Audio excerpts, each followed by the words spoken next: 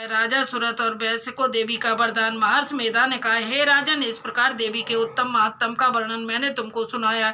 जगत को धारण करने वाली इस देवी का ऐसा ही प्रभाव है। वही देवी ज्ञान को देने वाली हैं और भगवान विष्णु की इस माया के प्रभाव से तुम और यह वैश्य तथा अन्य विवेकी जन मोहित होते हैं और भविष्य में मोहित होंगे। हे राजन, तुम इसी परमेश्वरी की शरण में जाओ। यही भगवती आराधना करने पर मनुष्य को भोग, स्वर्ग तथा मोक्ष प्रदान करती हैं।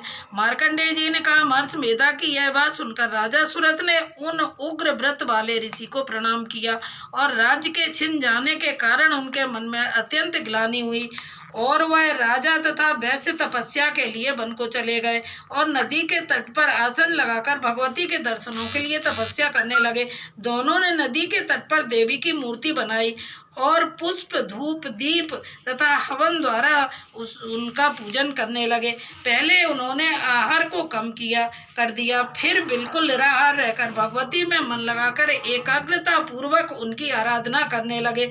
वह दोनों अपने शरीर के रक्त से देवी को बल देते हुए 3 वर्ष तक लगातार भगवती की आराधना करते रहे। 3 वर्ष के पश्चात जगत का पालन करने वाली चंडिका ने उनको प्रत्यक्ष दर्शन देकर कहा, देवी बोली, हे राजन तथा अपने कुल को प्रसन्न करने वाले वैश्य, तुम जिस वर की इच्छा रखते हो वह मुझसे मांगो, वह वर मैं तुमको दूंगी, क्योंकि मैं तुम पर अत्यंत प्रसन्न हूँ। मार्कंडेय जी कहते, यह सुन राजा ने अगले जन्म में नष्ट न होने वाला अखंड राज और इस जन्म में बलपूर्वक अपने शत्रुओं को नष्ट करने के पश्चात अपना पुनः राज्य प्राप्त करने के लिए भगवती से वरदान मांगा। और वैश्य ने भी, जिसका चित्त संसार की ओर से भ्रक्त हो चुका था, अतः भगवती ने अपनी ममता तथा अहंकार उपासक्ति को नष्ट कर देने वाले ज्ञान को देने के लिए कहा। देवी ने कहा, हे राजन, तुम शीघ्र ही अपने शत्रुओं को मारकर पुनः अपना राज्य